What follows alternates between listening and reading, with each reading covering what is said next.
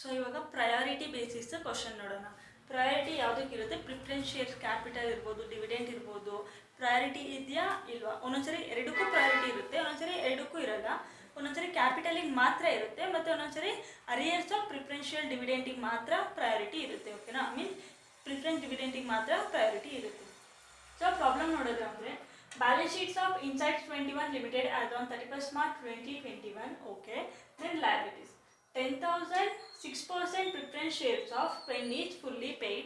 Okay, then 30,000 equity shares of ₹10 each fully paid. ಎರಡು fully paid shares ಇದೆ. Then debentures redemption fund. Okay, 7% debentures outside liability, P&L account. Then sundry creditors. Assets ನೋಡೋದಾದ್ರೆ sundry assets, discount on debenture ಬರಲ್ಲ, then preliminary expenses ಕೂಡ ಬರಲ್ಲ. Then the sundry assets worth 5,25,000. ನಮಗೆ book value 5,10,000 ಇತ್ತು. ವ್ಯಾಲ್ಯೂಯೇಟರ್ನ ಕರೆದಿ value ಮಾಡಿಸಿದಾಗ ಅಸೆಟ್ಸ್ ಏನಾಗಿದೆ? ಇನ್ಕ್ರೀಸ್, ಮೀನ್ಸ್ ಅಪ್ರಿಸಿಯೇಟ್ ಆಗಿದೆ. ಎಷ್ಟಕ್ಕೆ? 5,25,000ಗೆ ಅಪ್ರಿಸಿಯೇಟ್ ಆಗಿದೆ. 1 year is owing to. Okay, debenture holders ಇದಾರಲ್ವಾ, ಅವರಿಗೆ 1 year ಓಯಿಂಗ್ ಇದೆ. ಮೀನ್ಸ್ 1 year ಇಂಟ್ರೆಸ್ಟ್ ನಾವು ಡಿಬೆಂಚರ್ ಹೋಲ್ಡರ್ಸ್ಗೆ ಓ ಮಾಡ್ತೀವಿ ಅಂದಮೇಲೆ ಇಲ್ಲಿ ಡಿಬೆಂಚರ್ಸ್ ಎಷ್ಟಿದೆ? 30,000 ಇದೆ ಅಲ್ವಾ. ಈ 30,000 ಮೇಲೆ 50,000, ಈ 50,000 ಡಿಬೆಂಚರ್ಸ್ ಮೇಲೆ 7% ಇಂಟ್ರೆಸ್ಟ್ ಏನಿದೆ ನಾವು 1 ವರ್ಷದ್ದು ಅವ್ರಿಗೆ ಕೊಡಬೇಕಂತೆ. ಸೊ ಅದನ್ನು ನಾವು ಔಟ್ಸೈಡರ್ಸ್ ಲಯಬಿಲಿಟಿ ಲೆಸ್ ಮಾಡಬೇಕಾದ್ರೆ ಡಿಬೆಂಚರ್ಸ್ 50,000 ಮೇಲೆ ಅದ್ರ ಪ್ಲಸ್ 7% ಇಂಟ್ರೆಸ್ಟ್ ಏನಿದೆ ಅದನ್ನು ಆ್ಯಡ್ ಮಾಡಿ ಟೋಟಲ್ ವ್ಯಾಲ್ಯೂನ ಲೆಸ್ ಮಾಡಬೇಕು. Then the dividend on preference shares are in arrears for 2 years. Fine. ಇವಾಗ ಡಿಬೆಂಚರ್ಸ್ ಇಂಟ್ರೆಸ್ಟ್ 1 year ಇತ್ತು, ಅದೇ ಥರ ಪ್ರಿಫರೆನ್ಸ್ ಶೇರ್ಸ್ಗೆ 2 years ಇದೆ ಅಂತೆ. ಪ್ರಿಫರೆನ್ಸ್ ಶೇರ್ ಕ್ಯಾಪಿಟಲ್ ಎಷ್ಟು? 1 lakh. ಇಂಟ್ರೆಸ್ಟ್ ಹೆಂಗೆ ಗೊತ್ತಾಗುತ್ತೆ? ಇಲ್ಲೇ ಕೊಟ್ಟಿದ್ದಾರೆ 6% ಇಂಟು 1 year ಆಗಿರ್ತಿದ್ರೆ ಬರೀ 6% ಮಾಡಿದ್ವು, ಇಲ್ಲಿ 2 years ಅಂತ ಹೇಳಿದ್ದಾರೆ. ಸೊ ಇಂಟು 2 ಮಾಡಿದ್ರೆ ಪ್ರಿಫರೆನ್ಷಿಯಲ್ ಡಿವಿಡೆಂಟ್ ಅಂದರೆ ಅರಿಯರ್ಸ್ ಸಿಗುತ್ತೆ ನಮಗೆ preference dividend. Then you are required to value the share on the basis of net asset method. Okay, ಅದರಲ್ಲಿ if ಯಾವ್ದಾವ ಸಿಚುವೇಶನ್ನು, if preference shares have priority both as to the payment of capital and arrears of dividend in the event of liquidation.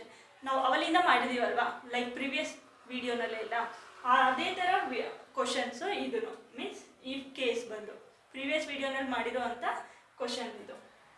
Then if preference share have no priority as to the capital and arrears of dividend, means arrearsಗೂ ಇಲ್ಲ ಮತ್ತು ಕ್ಯಾಪಿಟಲ್ಗೂ priority ಇಲ್ಲ. Then third case ಏನು? ಈ preference shares have priority as to the payment of capital only. ಅವ್ರಿಗೆ ನಾವು ಏನು ಮಾಡ್ತಿದ್ದೋ amount payable to preference share holders ಅಂದ್ಬಿಟ್ಟು ಕ್ಯಾಪಿಟಲ್ ಮತ್ತು ಡಿವಿಡೆಂಡ್ ಎರಡೂ ಕೂಡ ನಾವು ಲೆಸ್ ಮಾಡ್ತಿದ್ದೋ. ಇಲ್ಲಿ ಇವ್ರ ಕ್ವಶನಲ್ಲಿ ಹೇಳಿರೋ ಹಾಗೆ ಬರೀ ಕ್ಯಾಪಿಟಲ್ ಮಾತ್ರ ಪ್ರಯಾರಿಟಿ ಇದೆ. ಸೊ ಕ್ಯಾಪಿಟಲ್ನ ಲೆಸ್ ಮಾಡ್ತೀವಿ, ಡಿವಿಡೆಂಡ್ನ ಲೆಸ್ ಮಾಡಲ್ಲ. ಅದೇ ಥರ ಫೋರ್ತ್ ಕೇಸ್ ಏನು? If the preference shares have priority as to the payment of arrears of dividend only. ಇಲ್ಲಿ ಏನು ಹೇಳಿದ್ರು? ಕ್ಯಾಪಿಟಲಿಗೆ ಮಾತ್ರ ಪ್ರಯಾರಿಟಿ, ಇಲ್ಲಿ ಕ್ಯಾಪಿಟಲಿಗೆ ಇಲ್ಲ, ಬರೀ ಡಿವಿಡೆಂಟಿಗೆ ಮಾತ್ರ ಇದೆ. ಸೊ ನಾವು ಕ್ಯಾಪಿಟಲ್ ಮಾಡಲ್ಲ, ಡಿವಿಡೆಂಟ್ ಮಾಡ್ತೀವಿ. ಸೊ ಫಸ್ಟ್ ಸ್ಟೆಪ್ ಮಾಡೋಣ. ಫಸ್ಟ್ ಸ್ಟೆಪ್ ಏನು? ನತೇಶ್ ಯಾವ ಥರ ಮಾಡೋದು? Total asset like market value of total asset divided by minus outsiders liability. ಅದರಲ್ಲಿ ಏನು ಪ್ರಿಫರೆನ್ಸ್ ಶೇರ್ಸು ಲೈಕ್ ಪ್ರಯಾರಿಟಿ ಇದ್ರೆ ಲೆಸ್ ಮಾಡ್ತೀವಿ, ಪ್ರಯಾರಿಟಿ ಇಲ್ಲ ಅಂದರೆ ಅದನ್ನು ಲೆಸ್ ಮಾಡಲ್ಲ. ಓಕೆನಾ? ಫಸ್ಟು ಅಸೆಟ್ಸ್ ನೋಡೋದಾದ್ರೆ ನಮಗಿರೋದೇ ಒಂದು ಅಸೆಟ್, ಯಾವುದು? Sundry assets. ಅದ್ರ ಮಾರ್ಕೆಟ್ ವ್ಯಾಲ್ಯೂ 5,25,000.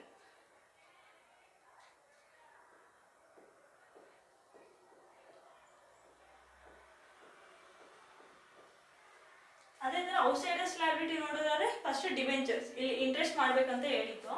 ಸೊ ಎಷ್ಟು? 50,000 ಇಂಟು 7% ಎಷ್ಟು ಬರುತ್ತೆ? 3,500 ಬರುತ್ತೆ. ಈ 3,500ನ ನಾವು ಡಿಬೆಂಚರ್ ಪ್ರೈಸ್ ಎಷ್ಟಿದೆ ಅದ್ರ ಜೊತೆ ಆ್ಯಡ್ ಮಾಡಬೇಕು. So 50,000 plus 3,500 53,500. Next sundry creditors. Sundry creditors ಎಷ್ಟಿದೆ? 1 lakh ಇದ್ದಾರೆ. ನೆಕ್ಸ್ಟ್ ಇನ್ಯಾವುದಾದ್ರೂ ಇದೆ ಔಟ್ಸೈಡರ್ಸ್ ಲಯಬಿಲಿಟಿ? ಯಾವುದೂ ಇಲ್ಲ. ಡಿಬೆಂಚರ್ಸ್, ಸನ್ರಿ ಕ್ರೆಡಿಟರ್ಸ್ ಇದು ಬರಲ್ಲ, ಇದು ಬರಲ್ಲ, ಅದು ಕ್ಯಾಪಿಟಲ್ ಬರೋದಿಲ್ಲ. So 53,500 plus 1 lakh, 1,53,500. ಸೊ ನತೇಶ್ ಏನು? ಅಸೆಟ್ಸ್ ಮೈನಸ್ ಲಯಬಿಲಿಟೀಸ್ ಅಲ್ವಾ? ಅಸೆಟ್ಸ್ ಎಷ್ಟಿದೆ? 5,25,000, liabilities 1,53,500.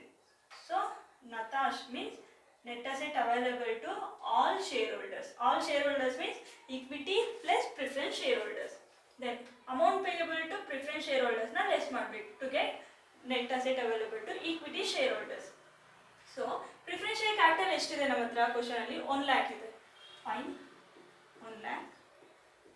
And preference share dividend arrears ಎಷ್ಟಿದೆ? preference dividend 1 lakh into 6% for 2 years arrears ಇದೆ. 2 ವರ್ಷದ ನಾವು ಪೇ ಮಾಡಿಲ್ಲ. 1 lakh into 6% into 2, 12 lakh. Sorry 12,000. So total ಎಷ್ಟು ಬರುತ್ತೆ? 1,12,000 ಬರುತ್ತೆ. ಇದನ್ನ ನಾವು ಮೀನ್ಸ್ ನತಾಶ್ನ amount payable to equity share ಹೋಲ್ಡರ್ಸ್ನಿಂದ ಲೆಸ್ ಮಾಡಬೇಕು. 3,71,500 ಮೈನಸ್ 1,12,000, 2,59,500. ಸೊ ನಮಗೆ ನತಾಶ್ ಏನೋ ಸಿಕ್ಕಿದೆ. ನೆಕ್ಸ್ಟ್ ಸ್ಟೆಪ್ ಏನು? ಇಂಟ್ರಿನ್ಸಿಕ್ ವ್ಯಾಲ್ಯೂ ಮಾಡಬೇಕು. ಪ್ರತಿ ಕೇಸಲ್ಲೂ ವೇರಿ ಆಗ್ತಾ ಹೋಗುತ್ತೆ, ಲೈಕ್ ಫಾರ್ಮುಲಾ ವೇರಿ ಆಗ್ತಾ ಹೋಗುತ್ತೆ. ಮತ್ತು ಈ variate case means priority, single priority ಇದೆ ಅಲ್ವಾ, ಅದರಲ್ಲಿ ನಾವು ನತೇಶ್ ಕ್ಯಾಲ್ಕುಲೇಟ್ ಮಾಡೋದು ಒಂದು ಸ್ವಲ್ಪ ಡಿಫರ್ ಆಗುತ್ತೆ. ಅದು ಯಾವುದು ಅಂತ ನೋಡೋಣ. ಫಸ್ಟು ಏನು ಕೇಸು? ಕ್ಯಾಪಿಟಲ್ಗೂ ಪ್ರಯಾರಿಟಿ ಇದೆ ಮತ್ತು ಪ್ರಿಫರೆನ್ಸ್ ಡಿವಿಡೆಂಡಿಗೂ ಪ್ರಯಾರಿಟಿ ಇದೆ. ಅಂದಮೇಲೆ ಕ್ಯಾಪಿಟಲ್ಲು ಪ್ರಯಾರಿಟಿ ಕೊಟ್ಟು ಲೆಸ್ ಮಾಡಿದ್ದೀವಿ, ಡಿವಿಡೆಂಟು ಪ್ರಯಾರಿಟಿ ಕೊಟ್ಟು ಲೆಸ್ ಮಾಡಿದ್ದೀವಿ. ಇಲ್ಲೇನು ಬಂದಿದೆ ಅದನ್ನು ನತೇಶ್. ಸೊ 2,59,500 ಡಿವೈಡೆಡ್ ಬೈ, ಇವಾಗ ಈಕ್ವಿಟಿ ಶೇರ್ ಹೋಲ್ಡರ್ಸು ಲೆಸ್ ಮಾಡಿಬಿಟ್ಟಿದ್ದೀವಿ. ಅಂದಮೇಲೆ ನಮ್ಮ ಮಿಕ್ಕಿದ್ದು ಪ್ರಿಫರೆನ್ಸ್ ಶೇರ್ ಹೋಲ್ಡರ್ಸು ಲೆಸ್ ಮಾಡಿದ್ದೀವಿ, ಮಿಕ್ಕಿದ್ದು ಈಕ್ವಿಟಿ ಶೇರ್ ಹೋಲ್ಡರ್ಸ್ ಅಲ್ವಾ. ಈಕ್ವಿಟಿ ಶೇರ್ ಹೋಲ್ಡರ್ಸ್ ಎಷ್ಟು ಶೇರ್ಸ್ ಇದೆ? 30,000 ಶೇರ್ಸ್ ಇದೆ. ಸೊ ಇಂಟ್ರಿನ್ಸಿಕ್ ವ್ಯಾಲ್ಯೂ ಎಷ್ಟು ಬರುತ್ತೆ ಇದಕ್ಕೆ? 2,59,500 divided by 30,000 rupees 8.65 per equity share ಬರುತ್ತೆ. ಓಕೆನಾ? ಅದೇ ಥರ ನೆಕ್ಸ್ಟ್ ಏನು ಹೇಳಿದ್ದಾರೆ ಅವರು? If preference share holders have no priority to capital and arrears of preference dividend. ಅಂದರೆ ನಾವು ಇಲ್ಲೇನು ಕ್ಯಾಪಿಟಲ್ ಮತ್ತು ಡಿವಿಡೆಂಡ್ನ ಪ್ರಯಾರಿಟಿ ಕೊಟ್ಟು ಲೆಸ್ ಮಾಡ್ತೀವಿ, ಅದು ಎರಡನ್ನೂ ಮಾಡುವಾಗಿಲ್ಲ. ಅಂದಮೇಲೆ ನಮಗೆ ಇದೇ ಅಮೌಂಟ್ನ ತೊಗೋಬೇಕಾಗುತ್ತೆ. ಅಂದರೆ ನತೇಶ್ ತಗೊಳ್ಳೋ ಬದಲು ನತಾಶ್ means net asset available to all share holders ಎಷ್ಟು?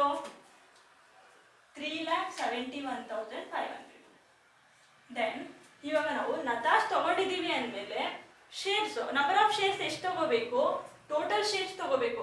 ಇಲ್ಲಿ ಫೇಸ್ ವ್ಯಾಲ್ಯೂ ಸೇಮ್ ಇದೆ ಅಲ್ವಾ, ಅದಕ್ಕೆ ಇದೆರಡನ್ನೂ ಆ್ಯಡ್ ಮಾಡಿ ಒಂದೇ ಸರಿ ನಾವು ಡಿವೈಡ್ ಮಾಡ್ಬೋದು. So 30,000 plus 10,000 40,000.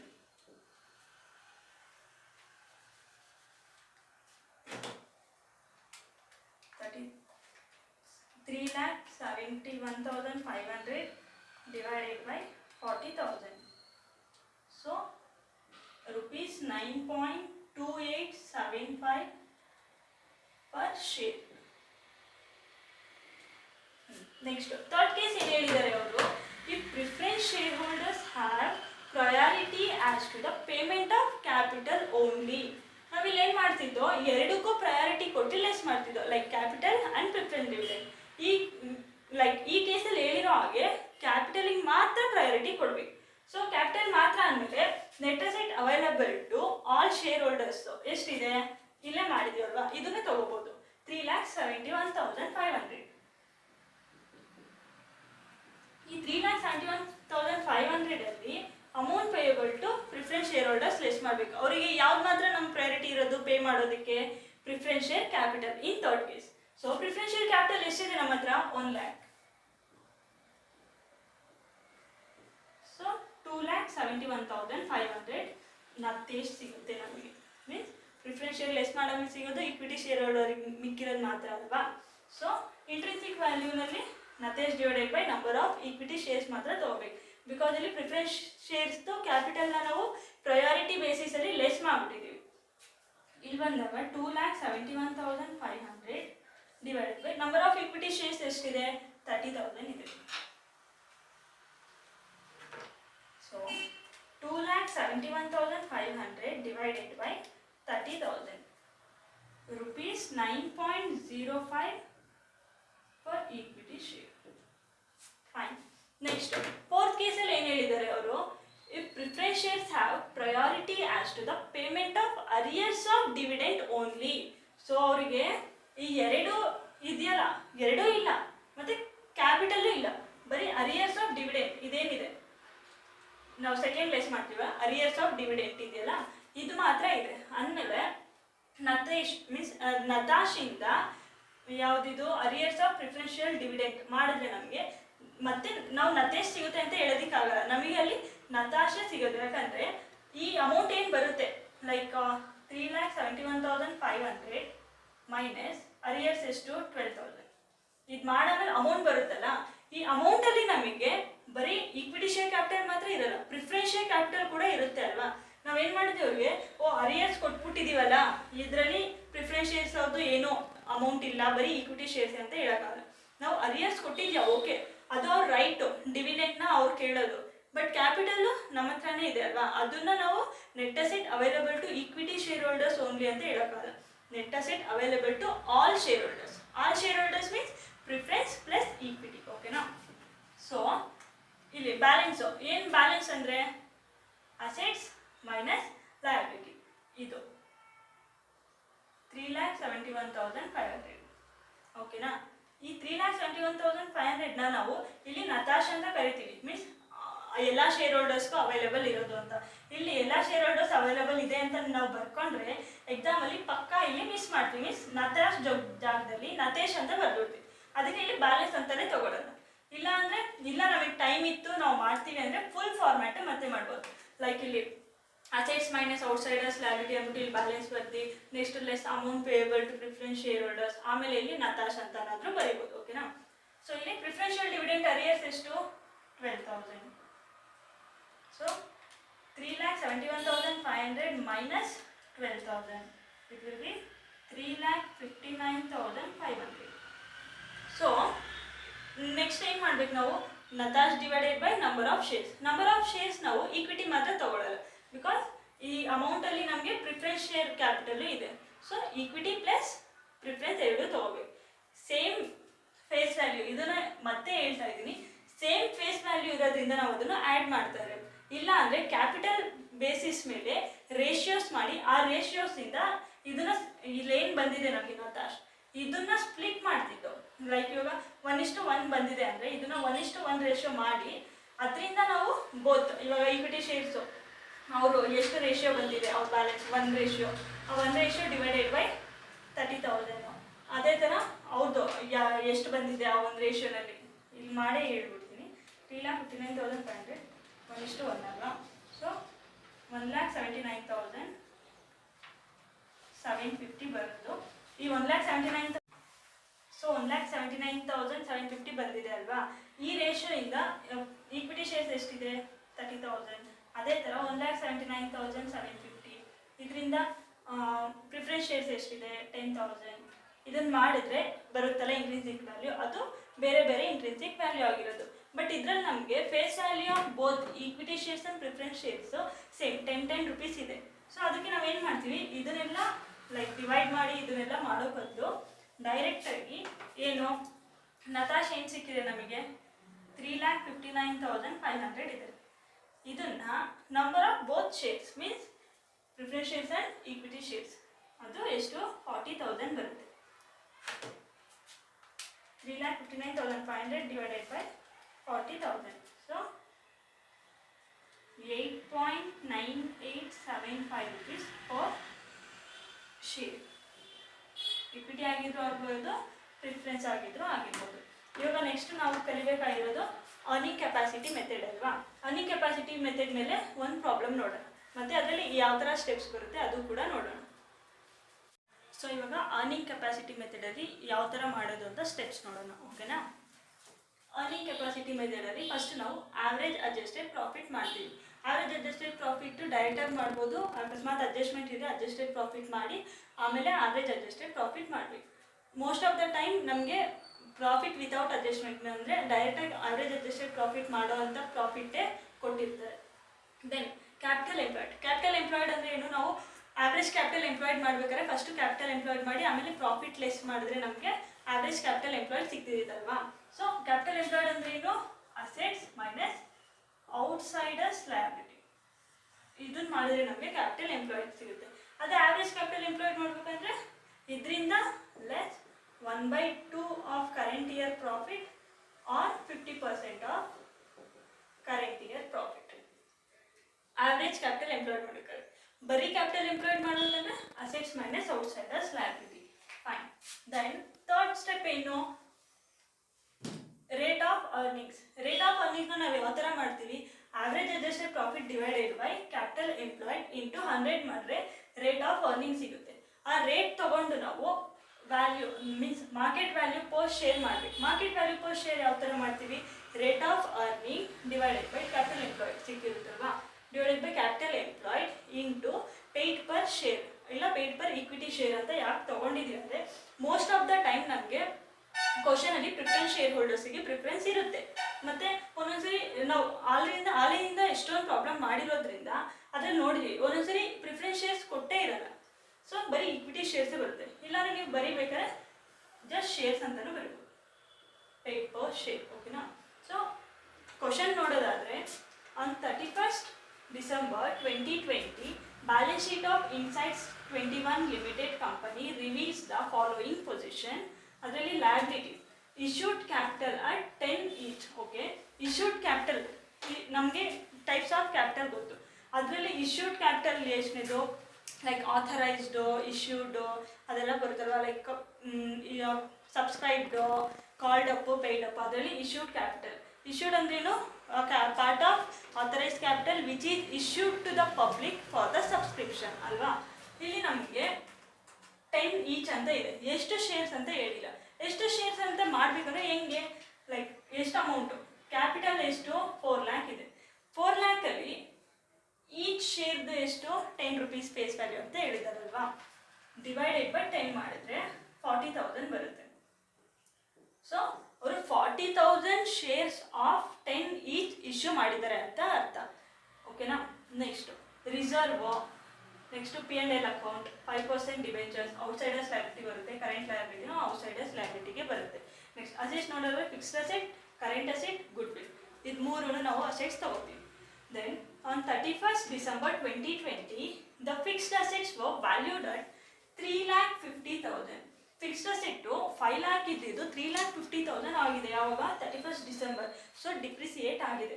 Then and the goodwill at 50,000. Goodwill ಇದ್ದಿದ್ದು ಎಷ್ಟು 40, ಇನ್ಕ್ರೀಸ್ ಆಗಿದೆ ಮೀನ್ಸ್ ಅಪ್ರಿಸಿಯೇಟ್ ಆಗಿದೆ. The net profit for the 3 years were 2018 51,600, 2019 52,000, 2020 51,650. Then compute the value of shares by earning capacity method. Earning capacity method ಯಾವುದು ಇದೆ. Earning capacity method ಅಲ್ಲಿ we have 4 steps. So first step ಏನು, average adjusted profit ಮಾಡಬೇಕು. Average adjusted profit ನಾವು ಹೇಗೆ ಮಾಡೋದು, average adjusted profit is equals to total profit divided by number of years ಅಲ್ವಾ.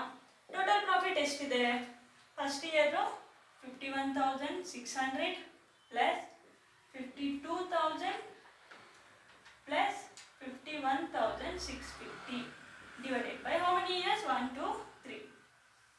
ಇದ್ರದ್ದು ಆವ್ರೇಜ್ ಮಾಡಬೇಕು. ಹೇಗೆ, 51,600 plus 52,000 plus 51,650 it comes to 1,55,250 divided by 3. So average profit is 51,750. Fine. Then capital employed ಬೇಕು.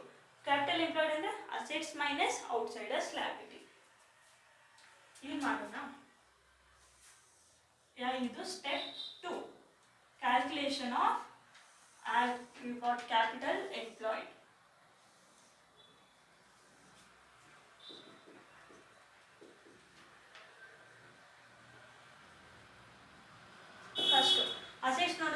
Fixed asset first ಇದೆ. ಎಷ್ಟು? Fixed asset book ವ್ಯಾಲ್ಯೂನೇ ಒಂದಿದೆ, market ವ್ಯಾಲ್ಯೂನೇ ಒಂದಿದೆ. Market value ಎಷ್ಟು? 3.5 lakh ಮೀನ್ 3,50,000. Next second current asset. Current asset market value ಕೊಟ್ಟಿದ್ದಾರೆ, ಅವರು ಕೊಟ್ಟಿಲ್ಲ, so book ವ್ಯಾಲ್ಯೂನೇ ತಗೋಬೇಕು 2 lakh. Next good will. Market value ಕೊಟ್ಟಿದ್ದಾರೆ, ಬುಕ್ ವ್ಯಾಲ್ಯೂನು ಕೊಟ್ಟಿದ್ದಾರೆ. ಯಾವ್ದು ತಗೋಬೇಕು? ಮಾರ್ಕೆಟ್ ವ್ಯಾಲ್ಯೂನೇ ತಗೋಬೇಕು. ಎಷ್ಟು? 50,000.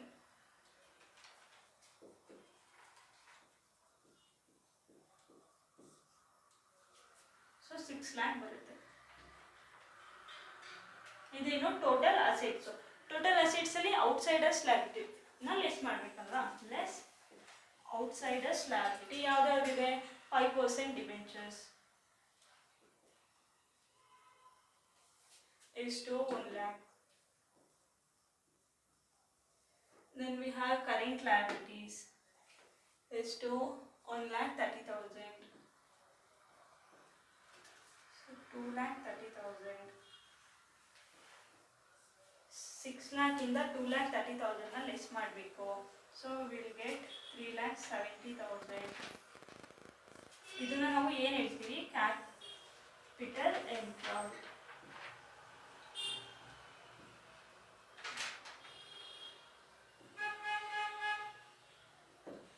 ಕ್ಯಾಪಿಟಲ್ ಎಂಪ್ಲಾಯ್ಡ್ ನಮಗೆ ಸಿಕ್ಕಿದೆ. ಎಷ್ಟು? 3,70,000. ನೆಕ್ಸ್ಟ್ ಸ್ಟೆಪ್ಪಲ್ಲಿ ನಾವು ಏನು ಮಾಡಬೇಕು? ರೇಟ್ ಆಫ್ ಅರ್ನಿಂಗ್ನ ಫೈಂಡ್ ಮಾಡಬೇಕು. ಅದ್ಯಾವುದು? Step number 3. Rate of earning formula ಏನು? Average adjusted profit divided by capital employed into 100. Average adjusted profit ಎಷ್ಟಿದೆ ಫಸ್ಟ್ ಸ್ಟೆಪ್ಪಲ್ಲಿ ಅದನ್ನೇ ಮಾಡಿದ್ದಾವೆ. ಏನು? ಆವ್ರೇಜ್ ಅಡ್ಜಸ್ಟೆಡ್ ಪ್ರಾಫಿಟ್ ಎಷ್ಟು? 51,750 ಡಿವೈಡೆಡ್ ಕ್ಯಾಪಿಟಲ್ ಎಂಪ್ಲಾಯ್ಡ್ ಎಷ್ಟಿದೆ? 3,70,000 ಇದೆ ಇಂಟು 100. ಸೊ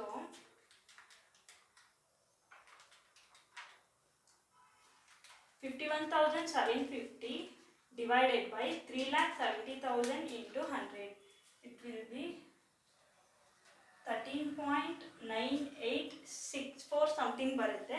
ಸೊ ನಾವು ಇದನ್ನ 13.986 ಗೆ ಎಂಡ್ ಮಾಡೋಣ. ಓಕೆನಾ? ಸೊ ರೇಟ್ ಆಫ್ ಅರ್ನಿಂಗ್ ಸಿಕ್ಕಿದೆ. ರೇಟ್ ಆಫ್ ಅರ್ನಿಂಗ್ ಸಿಕ್ಕಾಮೇಲೆ ಏನು? ಮಾರ್ಕೆಟ್ ವ್ಯಾಲ್ಯೂ ಆಫ್ ಈಚ್ ಶೇರ್ನ ನಾವು ಫೈಂಡ್ ಮಾಡಬೇಕು. So step 4, market value per share is equals to rate of earning divided by capital employed into paid per share.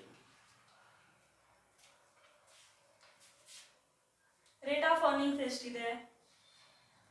13.986 ಇದೆ.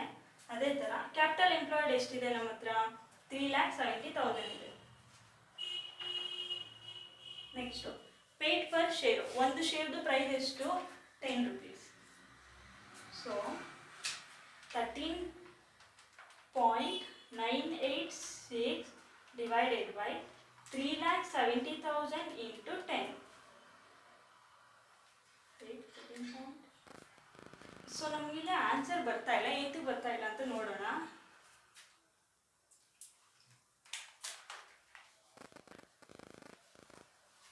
ಸಾರಿ, market value per share ಮಾಡ್ಬೇಕಾದ್ರೆ ನಾವು rate of earning divided by normal rate of return ಮಾಡಬೇಕು. ಇದನ್ನ correction ಮಾಡ್ಕೊಳ್ಳಿ.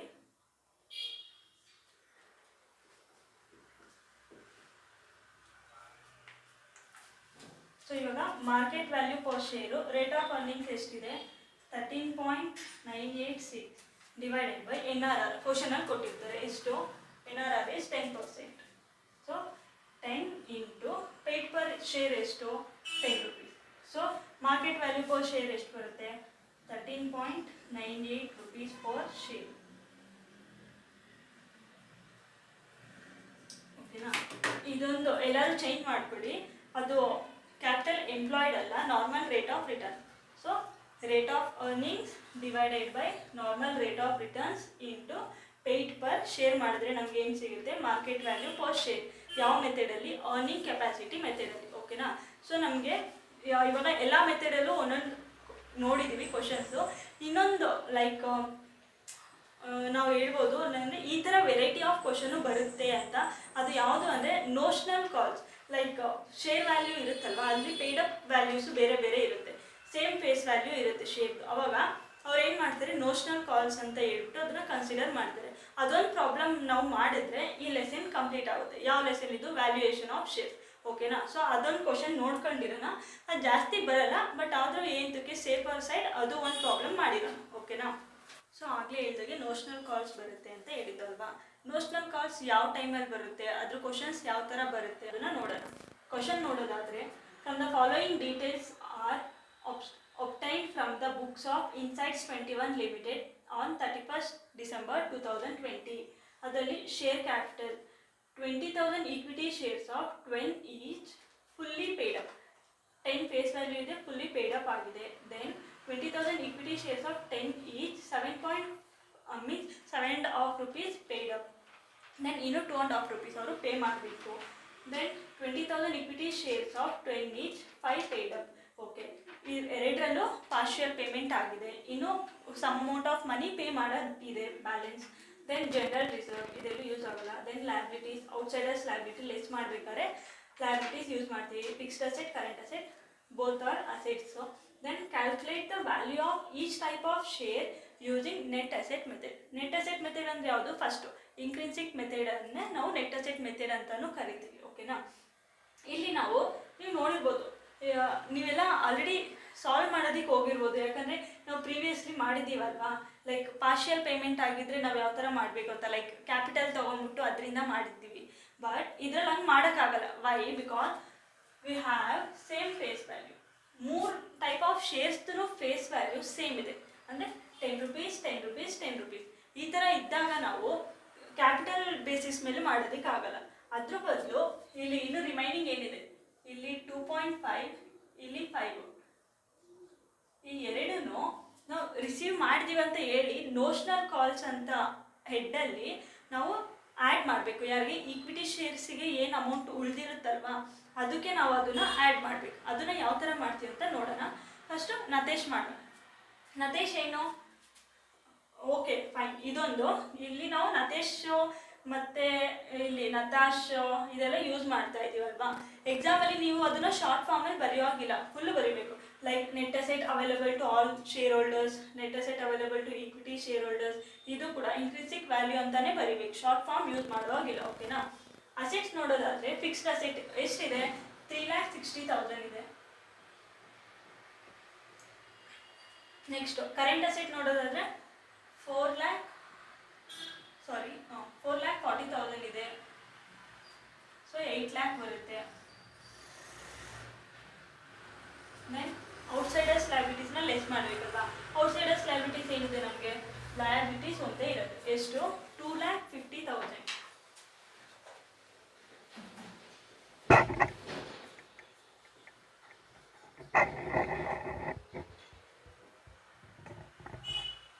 So 5,50,000 ಏನೋ ಬರುತ್ತೆ.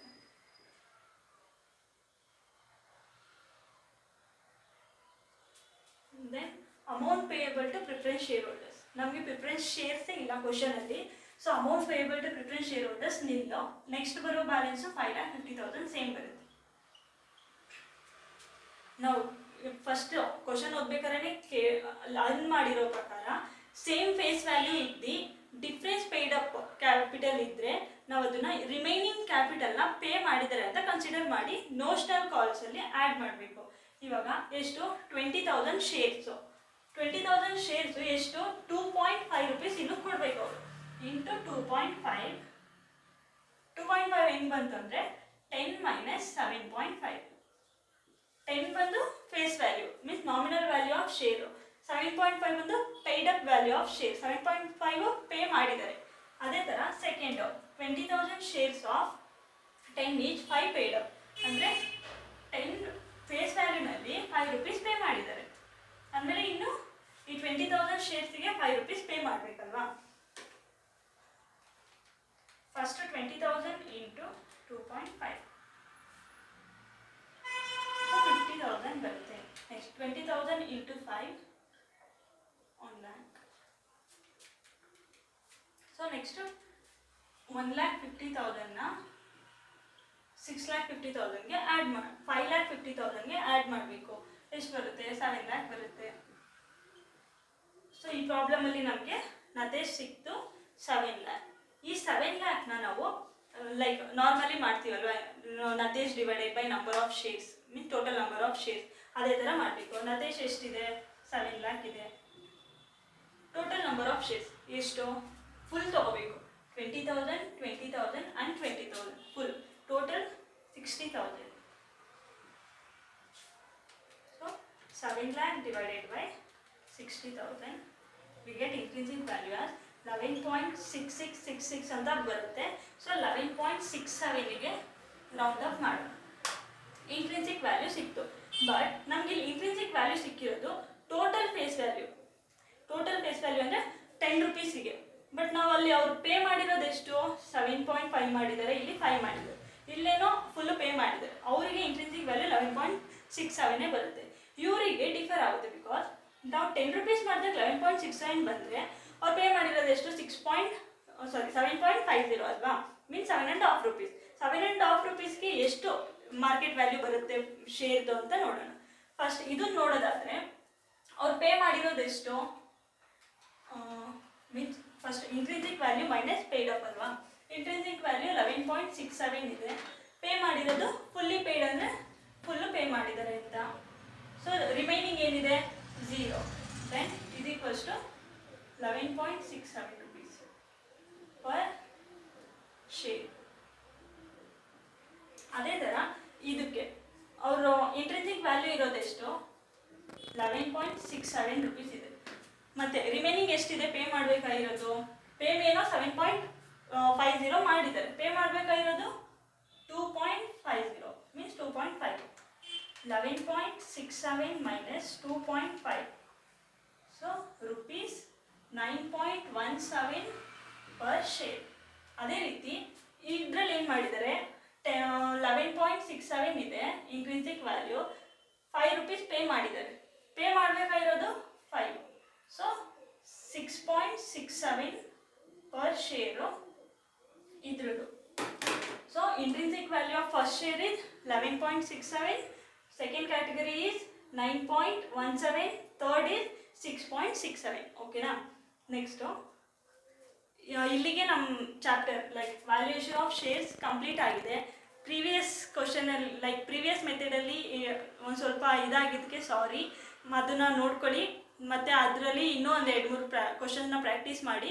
ಆ method ಜಾಸ್ತಿ ಕೇಳಲ್ಲ ಪ್ರಾಬಬ್ಲಿ BComಲ್ಲಿ, ಬಟ್ ಆದರೂ ನೋಡ್ಕೊಂಡಿರಿ ಫಾರ್ ಸೇಫರ್ ಸೈಡ್ ಅಲ್ವಾ. ನೆಕ್ಸ್ಟ್ ಈ ಲೆಸನಲ್ಲಿ ನಿಮ್ಗೆ ಏನಾದ್ರು ಡೌಟ್ ಇದ್ದರೆ ನಮಗೆ ಆ್ಯಸ್ ಯೂಶುವಲ್ ಹೇಳ್ದಂಗೆ ಕಮೆಂಟ್ ಸೆಕ್ಷನಲ್ಲಿ ಹೇಳಿ. ಮತ್ತು ಚೆನ್ನಾಗಿ ಪ್ರಾಕ್ಟೀಸ್ ಮಾಡಿ. ಎಕ್ಸಾಮ್ ಹತ್ರ ಇರೋದ್ರಿಂದ ಈ chapters like valuation of shares ಇರ್ಬೋದು, ಗುಡ್ ವಿಲ್ ಇರ್ಬೋದು, ಇಶ್ಯೂ ಆಫ್ ಶೇರ್ಸ್ ಇರ್ಬೋದು, next under writing of shares.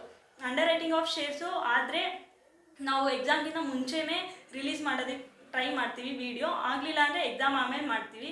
ನಿಮಗೆ ಎಷ್ಟು ಗೊತ್ತು ಅಷ್ಟು ಪ್ರಾಕ್ಟೀಸ್ ಮಾಡಿಬಿಟ್ಟು ಹೋಗಿ. Last financial statements of company ಅದು ಕೂಡ ಲೈಕ್ 4 ಮಾರ್ಕ್ಸಿಗೆ ಯಾವ ಥರ ಕೇಳ್ತಾರೆ ಅಂದರೆ ಲೈಕ್ ಐಟಮ್ಸ್ ಕೊಟ್ಟಿರ್ತಾರೆ, ಆ ಐಟಮು ಯಾವ ಹೆಡ್ಡಲ್ಲಿ ಬರುತ್ತೆ, ಯಾವ ಸ್ಟೆಪ್ ಹೆಡ್ಡಲ್ಲಿ ಬರುತ್ತೆ ಆ ಥರ ಕೇಳ್ತಾರೆ. ಅದನ್ನು ಟೇಬಲ್ ಫಾರ್ಮ್ಯಾಟ್ ಲೈಕ್ ಅವ್ರು ಐಟಮ್ ಕೊಟ್ಟಿರ್ತಾರಲ್ವಾ, ಇಲ್ಲಿ ಐಟಮ್ಮು, ದೆನ್ ಇಲ್ಲಿ ಮೇಯ್ನು ಹೆಡ್ಡು, ದೆನ್ನು ಸಬ್ ಹೆಡ್, ಯಾವ ಹೆಡ್ಡಿಂಗು ಮೇಯ್ನ್ ಹೆಡ್ಡು, ನೆಕ್ಸ್ಟ್ ಯಾವ ಸಬ್ ಹೆಡ್. ಫಾರ್ ಎಕ್ಸಾಂಪಲ್ ಇವಾಗ ಕ್ಯಾಶ್ ಆ್ಯಂಡ್ ಕ್ಯಾಶ್ ಈಕ್ವಲೆಂಟ್ ಅಲ್ವಾ, ಮೀನ್ಸ್ ಬ್ಯಾಂಕ್ ಅಂತ ಕೊಟ್ಟಿರ್ತಾರೆ, ಇಲ್ಲ ಅಂದರೆ ಚೆಕ್ ಅಂತ ಕೊಟ್ಟಿರ್ತಾರೆ. ಇದು ಯಾವ ಹೆಡ್ಡಲ್ಲಿ ಬರುತ್ತೆ, ಯಾವ ಸಬ್ ಹೆಡ್ಡಲ್ಲಿ ಬರುತ್ತೆ ಅಂತ ನಾವು ಬರಿಬೇಕು. ಮೇನ್ ಹೆಡ್ ಯಾವ್ದು ಬರುತ್ತೆ? Current asset. ಅಸೆಟ್ಸಲ್ಲಿ 2 ಲೈಕ್ ಕ್ಯಾಟಗರಿ ಮೀನ್ಸ್ ಬ್ಯಾಲೆನ್ಸ್ ಶೀಟಲ್ಲಿ ಏನು ಬರುತ್ತೆ ನಮಗೆ? Equity and liability, asset. ಅಸೆಟಲ್ಲಿ 2 ಹೆಡ್ ಬರುತ್ತೆ ಮೇಯ್ನು, ನಾನ್ ಕರೆಂಟ್ ಅಸೆಟ್ಟು ಮತ್ತು ಕರೆಂಟ್ ಅಸೆಟ್ಟು. ನಮಗೆ ಇದು ಬ್ಯಾಂಕ್ ಬರೋದು ಯಾವುದು? ಕರೆಂಟ್ ಅಸೆಟ್ ಅಲ್ವಾ. ಕರೆಂಟ್ ಅಸೆಟಲ್ಲಿ ಕೆಲವೊಂದು ಸಬ್ ಹೆಡ್ಸ್ ಇದೆ, ಅದರಲ್ಲಿ ಯಾವ ಸಬ್ ಹೆಡ್ಡಲ್ಲಿ ಬರುತ್ತೆ?